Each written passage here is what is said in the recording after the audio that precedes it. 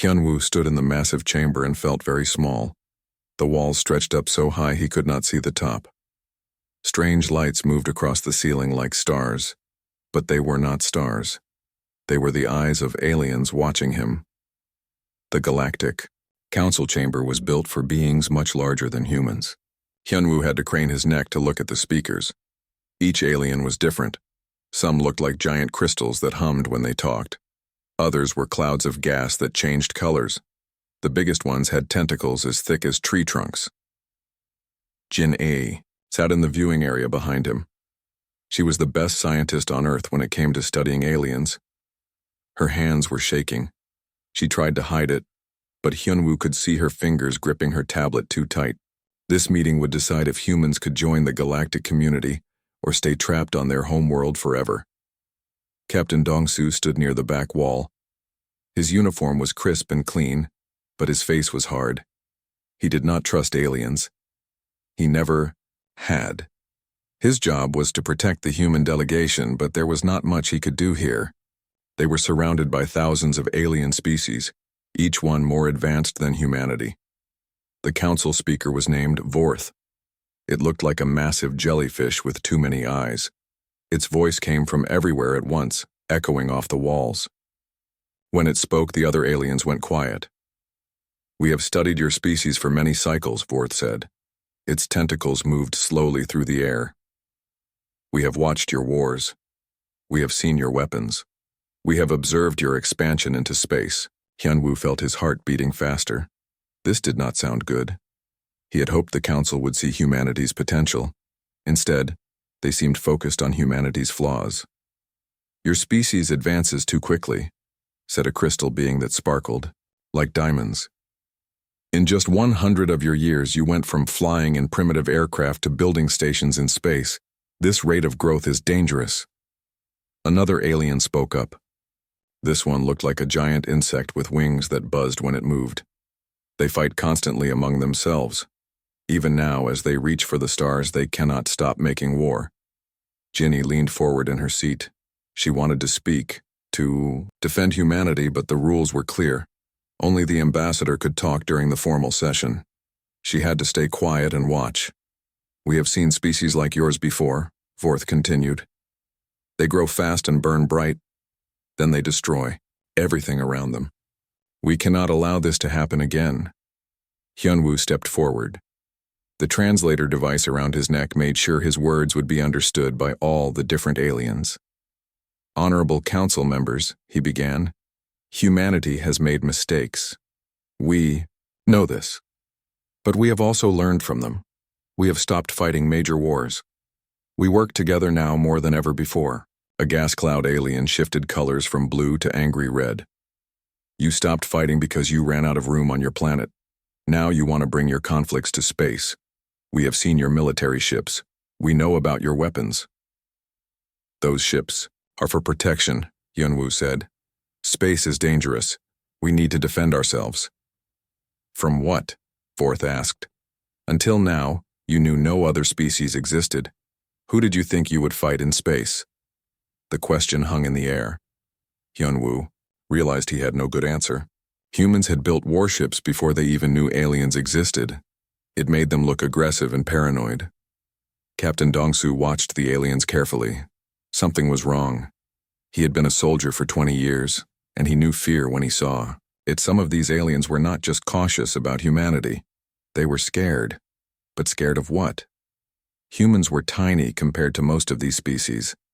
Their technology was primitive. What could possibly frighten beings who could travel between stars?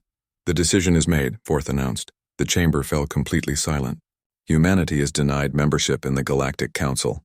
Your species will remain in your home system. A barrier will be placed around your star to prevent you from leaving." Hyunwoo felt like someone had punched him in the stomach. "A barrier? You mean a prison?" "A necessary precaution," the crystal alien said, "for the safety of all civilized species." "How long?" Hyunwoo asked. "How long will this barrier last?" "Until we decide you are no longer a threat," Vorth replied. "This may take many centuries, perhaps millennia." Ginny stood up in the viewing area. She could not stay quiet anymore. This is not fair. You judge us without giving us a chance to, prove ourselves. Security guards moved toward her, but Vorth waved them back with one tentacle. Your scientist speaks with passion, it said to Hyun-woo. This is another sign of your species' instability. You cannot control your emotions. Emotions are not a weakness, Hyun-woo said. They make us who we are. They help us care about others. They make you unpredictable, the insect alien buzzed. Dangerous. The session was over. Hyun-woo knew there was no point in arguing further. The council had made up their minds before the meeting even started. This had all been for show. As the human delegation left the chamber, Captain Dong-soo moved close to Hyun-woo. Sir, he whispered, my sensors picked up something strange during the session. What kind of strange? Hyun-woo asked quietly. Energy. Readings from some of the alien ships. They are not just escort vessels. They are warships. Heavily armed ones. And some of them look damaged. Hyun-woo frowned. Damaged how? Like they have been in recent battles. Fresh scorch marks. Patched hull breaches. These aliens have been fighting someone. Ginny joined them as they walked through the corridors of the space station. Did you notice how some of them acted? She asked. Not all of them seemed to agree with the decision. A few looked guilty. Guilty about what? Hyun-woo wondered. Maybe about lying to us, she said. I have been studying alien behavior for years. Some of those reactions did not match their words. They reached their ship and prepared to leave. Earth would not be happy with this news. Humanity had put so much hope into joining the galactic community. Now they would be trapped in their own solar system, cut off from the stars. As their ship moved away from the station, Dong-soo checked his instruments one more time. Ambassador, he said, you need to see this.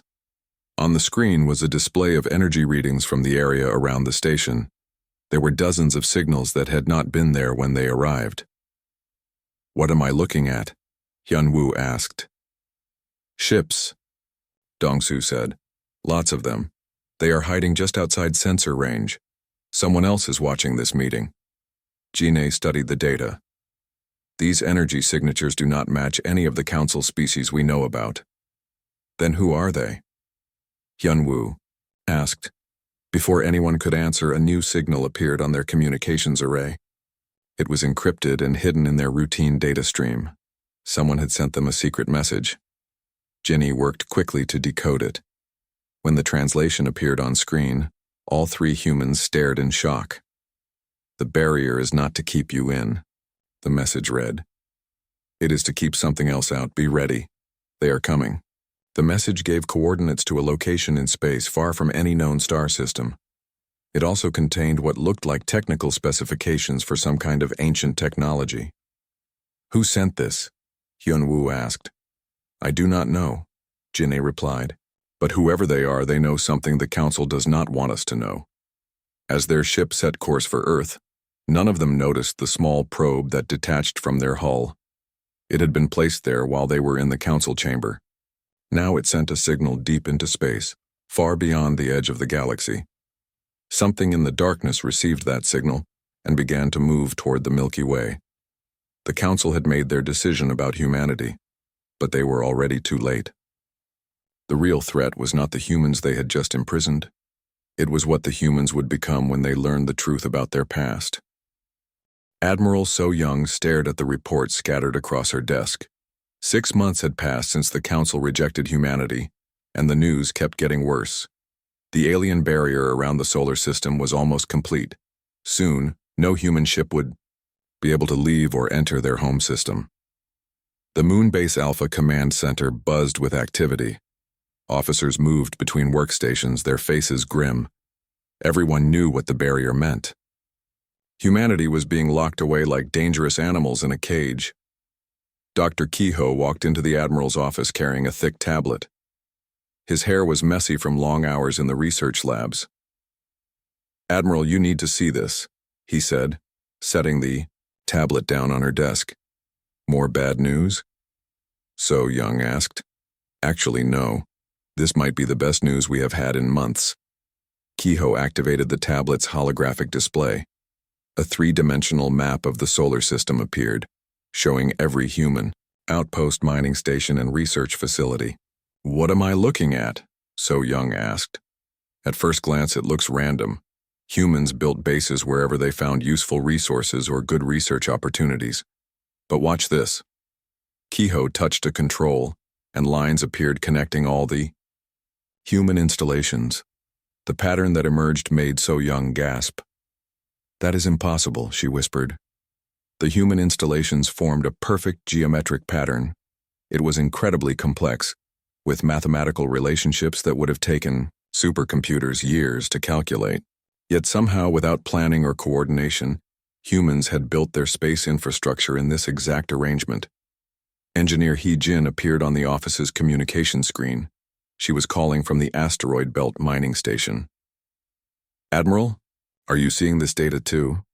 "I am seeing it, but I do not understand it," So Young replied. "Neither did we until we ran some tests," Hee Jin said. "This pattern is not just pretty to look at, it is functional. Every installation is positioned to create overlapping energy fields. If we activate certain systems at the same time, we could generate a massive force field covering the entire solar system." Kehoe nodded. "The strange part is we do not have the technology to do this, but somehow our ancestors built everything in exactly the right places." Lieutenant Wu Bin's voice crackled over the communication system. "Admiral, this is Lieutenant Wu Bin requesting permission to dock. I have urgent information from my scouting mission."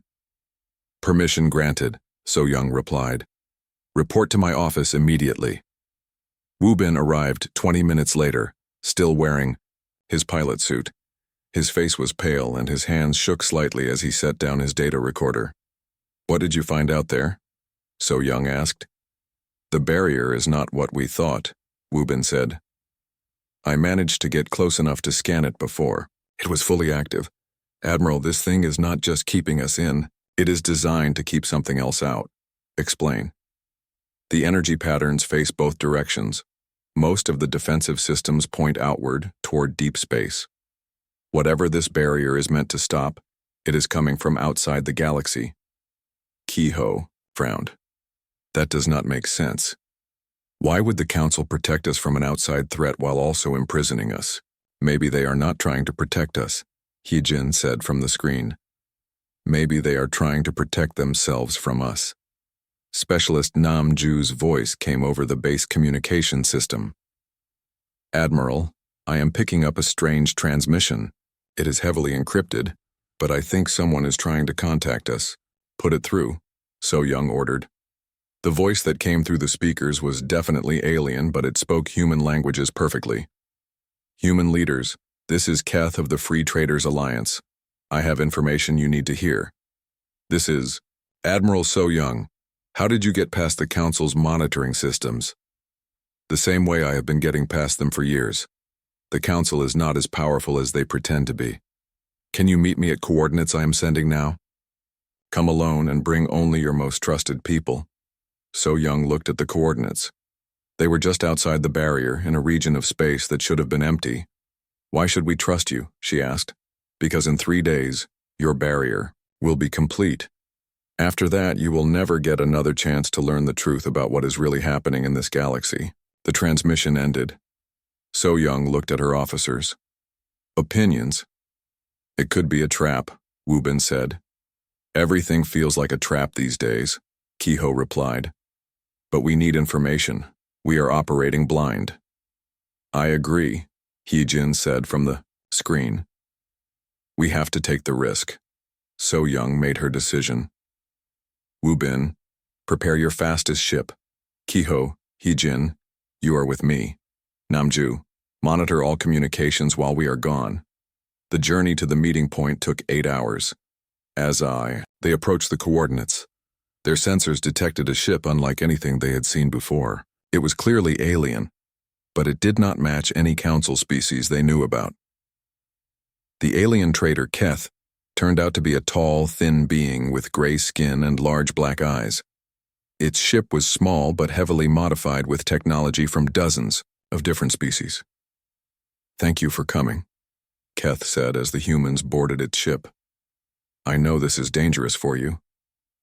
Why are you helping us?" So Young asked. Because the council lied to you, and because my people have been fighting a war for the past 50 years. A war the council does not want you to know about. Keth activated a holographic display showing a map of the galaxy. Large sections were marked in red.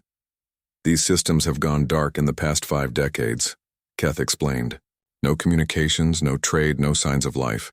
The council tells everyone these are just isolated technical problems, but traders like me know the truth. What truth? Kehoe asked. Something is eating the galaxy from the outside in. We call them the Devourers. They consume entire star systems, leaving nothing behind but empty space. Hye-jin stared at the map. How many people have died? Billions, maybe trillions.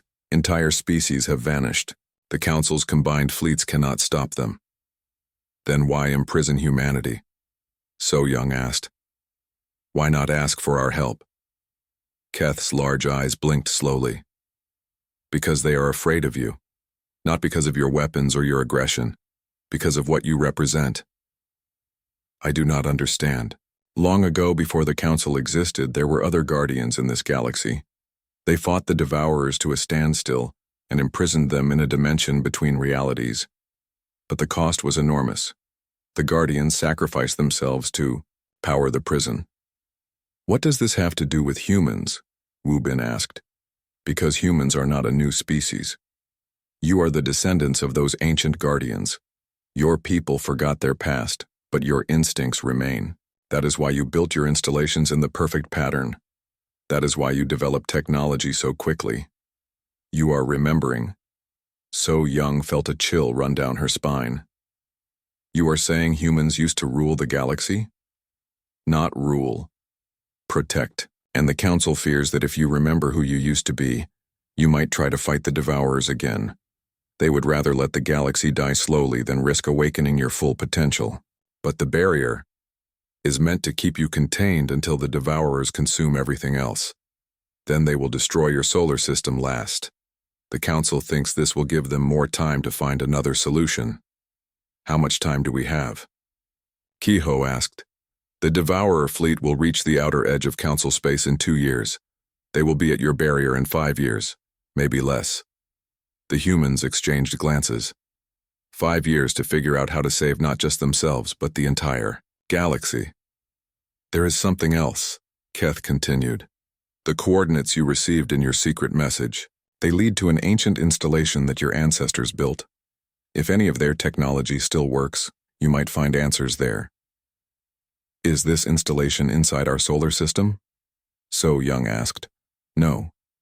It is hidden in a dead system far from here, but I can get you there if you are willing to trust me. So Young thought about the decision. Going to this ancient site would mean leaving human space just as the barrier was being completed. If something went wrong, they might never get home. But if Keth was telling the truth, staying home meant waiting to die. How soon can we leave? She asked. Right now, if you want. But you should know that once we cross the barrier, the Council will detect us. They will send ships to stop us. Then we better move fast. So Young said. As their ships prepared to jump to hyperspace, Namju's voice crackled over the radio from Moonbase.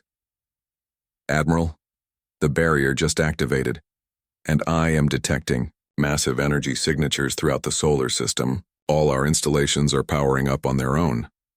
What do you mean on their own? No one is operating them, but they are all coming online. It is like they are responding to some kind of signal. So Young looked at Keth. Is this part of the ancient technology? Yes. Your installations are preparing for what is coming. The question is whether you will be ready to use them when the time comes. Their ships jumped into hyperspace, racing toward the ancient secrets that might save the galaxy. Behind them, the solar system began to wake up after sleeping for millions of years. Archaeologist Byung-ho wiped the red dust from his hands as he stared at the impossible structure rising from the Martian surface. 3 weeks ago, a mining crew had discovered it buried under 2 miles of rock and sand. Now, as Byung-ho and his team carefully uncovered it, they realized they were looking at something that should not exist. The structure was clearly made by intelligent beings, but it was millions of years old. Long before humans had even learned to make tools, someone had built this complex on Mars. "Doctor, you need to see this," called out his assistant, Subin. She was standing near what looked like a doorway carved into the black metal wall. Byung-ho walked over and examined the entrance. Strange symbols covered the frame, but they were not like any writing system he had ever seen. What caught his attention was something else entirely. "These symbols," he said quietly. "They are responding to me." As he moved closer, the symbols began to glow with a soft blue light. Subin stepped back in alarm, but Byung-ho reached out and touched the wall. The moment his hand made contact, the entire structure hummed to life. Doors slid open with a quiet hiss. Lights activated throughout the interior. After millions of years of silence, the ancient building was awake. "This is impossible," Subin whispered. "The power source would have failed long ago.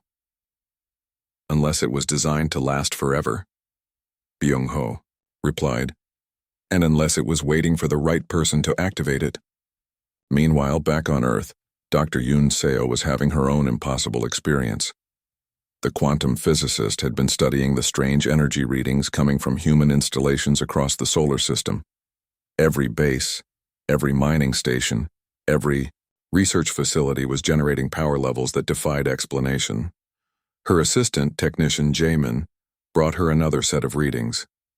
"Doctor, the patterns are getting stronger and they all seem to be synchronized." "Synchronized how?"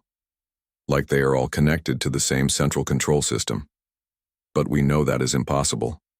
These bases were built by different companies, different governments at different times. There is no central network connecting them." Yoon Seo studied the data. "What if there is a network we do not know about? Something built into the locations themselves?" "You mean like the planet is wired for communication?" "Not the planet, the solar system." Before Jamin could respond, alarms began sounding throughout the research station. On their screens, energy readings spiked to levels that should have been dangerous, but instead of damaging equipment, the energy seemed to be organizing itself into patterns. "Doctor," Jamin said, his voice shaking, "I am picking up transmissions. They are coming from inside the energy fields." "What kind of transmissions?" "Data, massive amounts of it, and it is all in human languages." Captain Taeho was 3 light-years away from Earth when his ship's systems began acting strangely. He was leading a secret mission beyond the alien barrier, using technology that Keth had provided. Their goal was to reach the ancient site and find answers about humanity's forgotten past. "Captain," called Navigator Bo-Ra, "our navigation computer is picking up a signal. It is faint, but it seems to be coming from our destination." "What kind of signal?" "I am not sure. It is like a beacon, but it only responds to our ship's scanner. If I did not know better, I would say it recognizes us." Systems Officer Chang Wu looked up from his console. "Captain, there is something else. The ship's computer is downloading information from somewhere. The data storage is filling up with files we did not put there. Where is it coming from? I do not know. The files just appear. And sir, they are written in Korean." Taeho felt a chill. They were light years from Earth, in a part of space no human had ever visited, yet somehow their ship was receiving data in their own language. "Can you read the files?" "Some of them. They seem to be instruction manuals, technical specifications, for equipment I have never seen before. And sir, some of these technologies are far beyond anything we currently have." Back on Mars, Byung-ho and his team had ventured deeper into the ancient structure. The interior was vast, with chambers and corridors that seemed to extend far underground. Everything was pristine, as if it had been built yesterday instead of millions of years ago. "Doctor," Subin called from ahead, "you need to see this chamber." Byung-ho entered a large circular room with a domed ceiling. The walls were covered with what looked like star maps, but they showed the galaxy as it had been in the distant past. In the center of the room stood a pedestal with a crystalline device on top. As Byung-ho approached, the device began to glow. Suddenly, the room filled with holographic images. Figures appeared all around them, tall beings in advanced armor. They looked almost human, but somehow different. More perfect, perhaps. Stronger. One of the figures stepped forward and began to speak. The words came out in perfect Korean. "If you are seeing this message, then our descendants have begun to remember," the figure said. "We are your ancestors, the guardians of this galaxy. We fought to protect all life from a great evil, but the cost was enormous." The hologram gestured, and new images appeared. Space battles on an unimaginable scale, ships the size of moons, fighting creatures that seem to be made of living darkness. The enemy comes from beyond our reality. They consume all energy, all matter, all life. We call them the Devourers. We managed to imprison them in a space between dimensions, but the prison requires constant energy to maintain. Subin grabbed Byung-ho's arm. "Doctor, are you seeing this? We sacrificed our civilization to power that prison," the figure continued. "Our bodies became the foundation of the containment system. Our consciousness merged with the technology itself. We ceased to exist as individuals so that others could live." More images showed the Guardians' final battle. They were clearly losing until they made a desperate choice. Instead of fighting with weapons, they used their own life force as a weapon. But we knew the prison would not last forever, so we prepared for the future. We scattered our genetic material across many worlds, hoping that our descendants would evolve and grow strong. When the time came, they would remember their heritage and take up the burden of protection once again. The figure looked directly at Byung-ho. "You are those descendants. Humanity carries our genetic memory, our instinctual knowledge of how to fight this enemy. That is why you built your installations in the perfect pattern. That is why your technology advances so quickly. You are remembering skills you learned millions of years ago." "But why now?" Byung-ho asked aloud. "Because the prison is failing," the figure replied as if it could hear him. "The Devourers will break free soon. They are already sending advance forces into this reality. Your galactic community has been fighting them for decades, but they do not understand what they face." New images showed recent battles. Byung-ho recognized some of the alien ships from Council species, but they were being destroyed by creatures that seemed to phase in and out of existence. "Only you can stop them," the Guardian said. "Only human consciousness, with its chaos and creativity and emotional complexity, can disrupt their dimensional abilities. But you must remember who you are. You must accept your role as guardians." The Diwan message began to fade. "The technology you need still exists hidden throughout the galaxy. Your installations are already activating the defensive grid. But you must hurry. Time is running out." The holograms disappeared, leaving Byung-ho and Subin alone in the chamber. But the crystalline device on the pedestal was still glowing. "Doctor," Subin said quietly, "what do we do now?" Before Byung-ho could answer, his communication device buzzed. It was Dr. Yoon Seo calling from Earth. "Byung-ho, something incredible is happening. Every human installation in the solar system is coming online simultaneously. We are detecting technology we never knew existed. It is like the entire solar system is transforming into some kind of massive machine."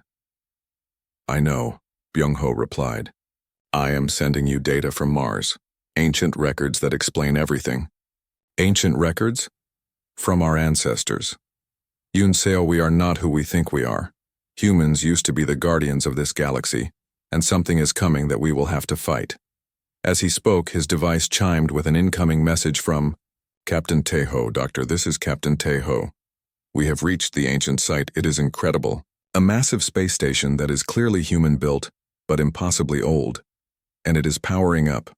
The computers here have been waiting for us to arrive." "Waiting for us?" "Yes. They recognize our genetic signatures. They have been dormant for millions of years, but they are awakening now. And sir, they contain weapons and defensive systems that could protect the entire galaxy." Byung-ho looked at the crystal device.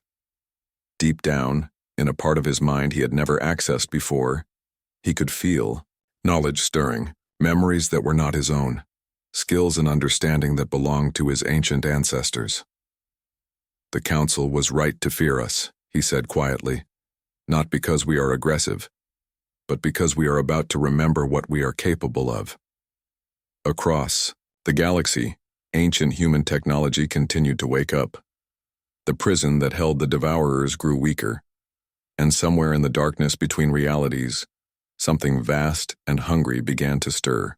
General Minho stood on the observation deck of the Lunar Command Center and watched humanity prepare for war.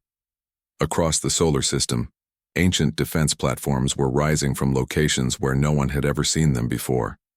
Ships that looked nothing like modern human designs were emerging from hidden bases built into asteroids and moons. The transformation had been happening for weeks. Every day brought new discoveries of technology that should not exist. Weapons that worked on principles human science had never understood. Shields that could protect entire planets. And through it all, humans were adapting to systems that seemed to know them better than they knew themselves. Chief Engineer Su Jin rushed into the observation deck, carrying a tablet filled with reports. Her hair was messy, and she had not slept in 3 days. General, we have a problem. The ancient systems are activating faster than we can understand them. Explain. The defensive grid is almost fully online, but we do not know how to control it. The computers respond to some humans, but not others, and the ones who can operate the system say they are just following instincts they cannot explain. Minho nodded. Show me the latest reports. Su Jin activated her tablet's display. A holographic map of the solar system appeared, showing the positions of all active defensive systems. The pattern was beautiful and terrifying. Every platform, every hidden base, every ancient weapon was positioned with mathematical precision. How many platforms do we have now? Minho asked. Over 3,000. And that is just what we have found so far. The scanners detect more activation signatures every day. Commander Zhongwu appeared on the communication screen from his position, near Jupiter. General, we have tested the main battle platform here. The firepower is incredible. A single shot from the primary weapon could destroy a moon. What about defensive capabilities? The shield generators can protect an entire planet. But sir, the energy requirements are enormous. We estimate these systems could drain Earth's entire power grid in minutes. Then how do they expect us to power them? Su Jin consulted her data. According to the ancient files, the systems are designed to draw power from human consciousness itself. The more humans who focus on operating them, the stronger they become. Dr. Huayang's voice came over the communication system from her research laboratory on Mars.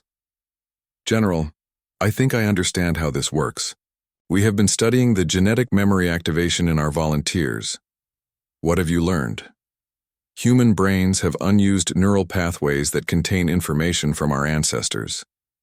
When people interact with the ancient technology, these pathways activate. They start remembering skills and knowledge from millions of years ago. Test pilot Kyung-soo had been one of the first volunteers to interface with an ancient warship. His reports were both exciting and disturbing. General, Kyung-soo said over the radio from his ship, when I connect to the control system, I know things I have never learned. I can pilot this ship better than any human vessel, but I cannot explain how. It is like someone else's memories are guiding my hands. Are you in control of your actions? Yes, sir. The memories feel like suggestions, not commands. But they are very strong suggestions. The quantum barrier around the solar system had been flickering for days. Admiral So Young's team had discovered that the Devourers were trying to break through. Each attempt sent waves of disruption through space that affected every human installation. General, Admiral So Young reported from her flagship. The barrier is failing faster than expected. We have maybe weeks before it collapses completely. What about Captain Taeho's mission to the ancient site? They found a massive weapons platform in the dead system. Captain Taeho says it is the size of a small moon and armed with technology that could destroy entire fleets. But it requires a crew of thousands to operate properly. Communications Officer Yoon Jung interrupted with urgent news. General, I am receiving transmissions from outside the galaxy. The alien trader Keth is trying to contact us. Put him through. Keth's voice came through clearly despite the vast distance. Human leaders, the situation has changed. The Devourer fleet has broken through the outer defenses earlier than expected. They will reach your barrier in days, not weeks. How many ships are we talking about? Minho asked. It is not ships exactly. The Devourers exist partially outside normal space. They appear as dark energy clouds that can phase in and out of reality. Each cloud contains the consumed essence of entire star systems. How do we fight something like that? With consciousness and will. The ancient humans discovered that focused human thought can disrupt the Devourer's dimensional abilities. But it requires perfect coordination between thousands of minds working together. Dr. Huayang's voice came back online. General, we have been studying this. The neural pathway activation seems to create a kind of psychic network between humans. Operating the ancient systems, they can share thoughts and coordinate actions instantly. Is it safe? We do not know. The test subjects report feeling connected to something vast and ancient. Some of them say they can hear voices of the original guardians. Captain Dong Su arrived at the command center, carrying urgent reports from Earth's surface. General, we have a situation. The ancient installations on Earth are awakening, but they are causing unusual effects in the population. What kind of effects? People living near the installations are experiencing shared dreams. They all describe the same, visions of ancient battles and guardian technology. And sir, some of them are developing abilities. Abilities? Enhanced reflexes, improved spatial reasoning, the ability to interface with alien technology without training. It is like the installations are upgrading human consciousness.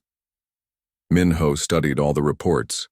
Humanity was changing rapidly, becoming something more than they had been. But the cost was unknown and they were running out of time. General, Yunjung announced, Captain Tai Ho is requesting permission to return to Earth with the ancient weapon platform. Can they move something that large? According to his reports, the platform can travel through space on its own. It is not just a weapon, it is a ship. The largest ship ever built. How long before it arrives? 3 days if they push the engines to maximum. And how long before the Devourers reach us? 2 days. The timing was going to be very close. Minho made his decision. All units prepare for emergency activation of the defensive grid. I want every ancient platform online within 12 hours. Contact all volunteers who have shown compatibility with the Guardian technology. We are going to need every person who can interface with these systems. Sujin looked worried. General, we have only tested the systems individually. We do not know what will happen when we activate the entire grid at once. We are about to find out. Across the solar system, humans began connecting to technologies they barely understood. On Mars, Byung-ho felt his consciousness expand as he linked with the planetary defense network. On the mining stations, workers found themselves operating weapons that responded to their thoughts instead of their hands. Test pilot Kyung-soo flew his ancient warship toward Earth, and for the first time, he could sense other pilots through the psychic network.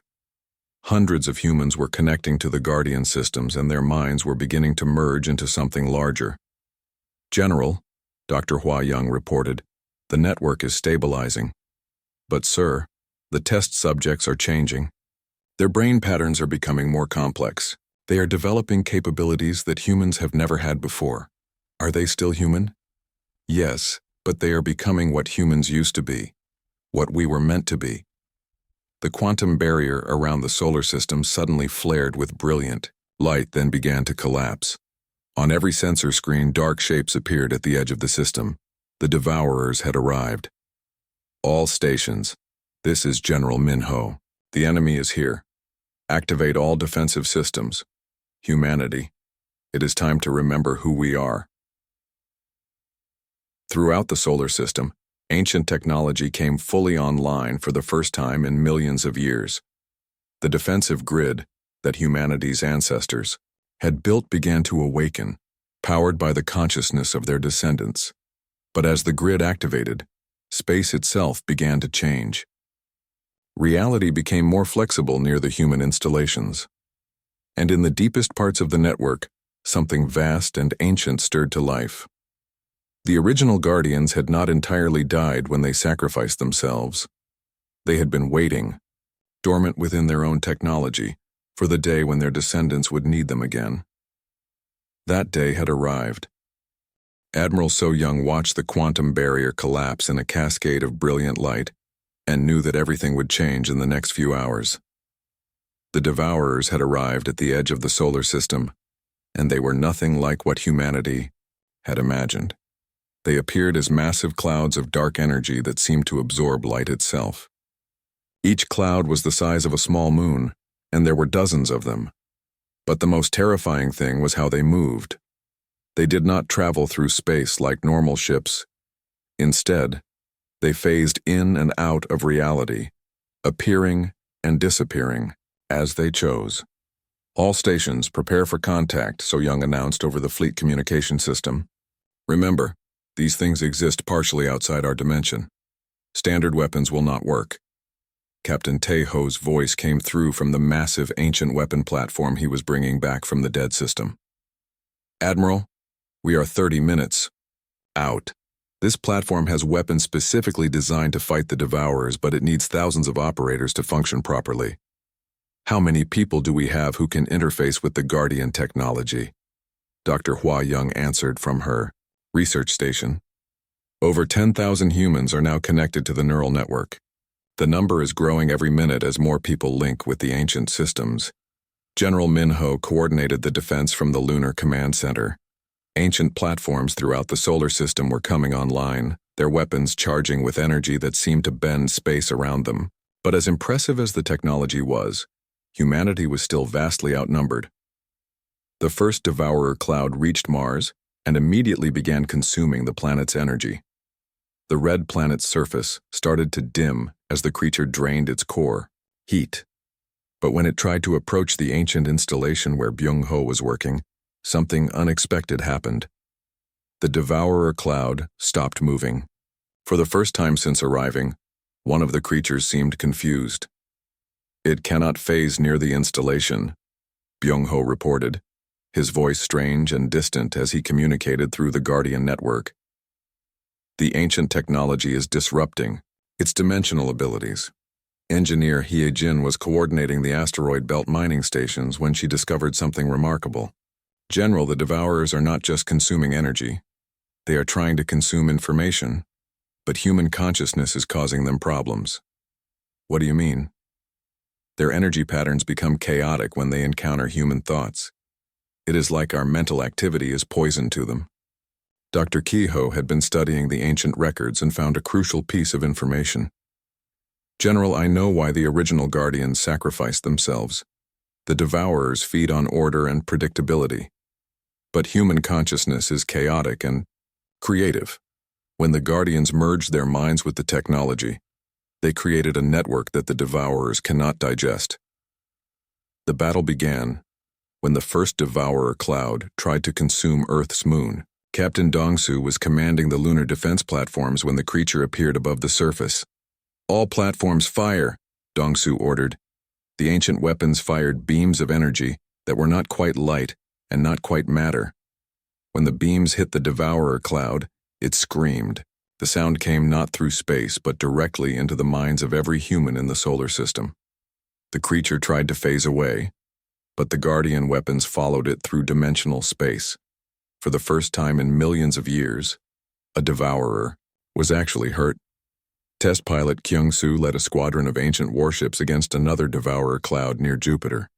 As they flew, he could feel the minds of his fellow pilots through the neural network. They moved together perfectly, as if they were all parts of the same organism. This is how the Guardians fought, he realized. Not as individuals, but as a collective consciousness. The warships fired weapons that created tears in space-time itself. The Devourer cloud tried to escape through dimensional phase, but the tears followed it. When the creature was forced back into normal space, conventional, weapons from human fleet ships were able to damage it. But even as humanity fought successfully, more Devourer clouds kept arriving. They were learning from each battle, adapting their tactics to counter human weapons.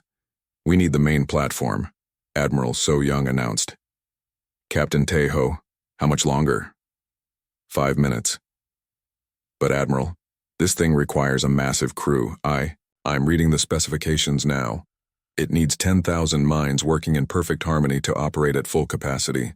We have that many people in the network." "No, Admiral, they need to be physically present on the platform. The quantum entanglement only works with direct neural interface.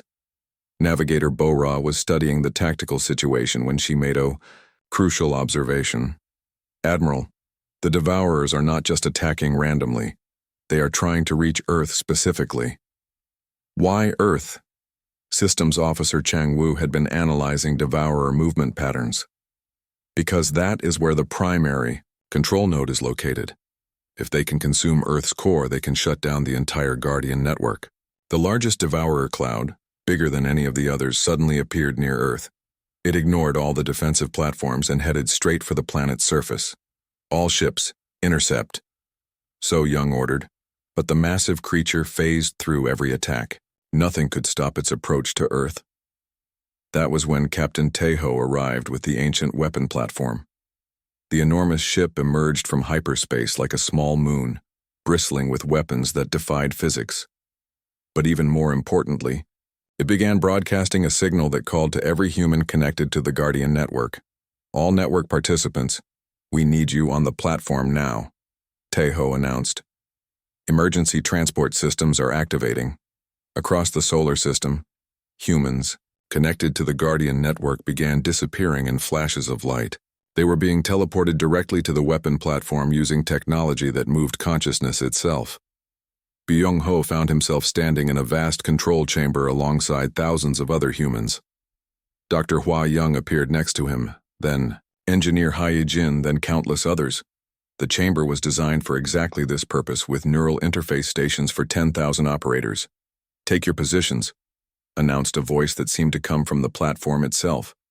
But the voice was not alien. It was human, speaking with the combined consciousness of all the original Guardians. We have been waiting for you to return, the voice continued. Our descendants, our hope for the future. You have the power to finish what we started. As the humans connected to their interface stations, their individual consciousnesses began to merge, but unlike the original Guardians, they did not lose their humanity. Instead, they became something new, a collective that was more than the sum of its parts, but still fundamentally human. The weapon platform turned to face the massive Devourer, cloud approaching Earth. When it fired, the beam that emerged was not just energy. It was focused human consciousness, creativity, and will made manifest. The Devourer cloud tried to phase away, but human consciousness followed it through every dimension. The creature's scream of pain and confusion echoed across the galaxy as it was forced to confront something it could not consume or understand. Other Devourer clouds rushed to help their fellow creature, but they found themselves facing the full power of the Guardian network. Ancient platforms throughout the solar system fired in perfect coordination, their weapons guided by 10,000 human minds working as one. The battle lasted for hours, but the outcome was never in doubt once humanity remembered what they were capable of. The Devourers had evolved to consume ordered civilizations, but they had no defense against human chaos and creativity. When the last Devourer cloud fled back to the darkness between dimensions, the prison that had held them for millions of years reasserted itself. But this time it was powered not by sacrifice but by the willing cooperation of humanity and their ancient technology. 6 months later, Admiral So Young stood before the reformed Galactic Council. But this time, Earth was not asking for membership. They were offering protection.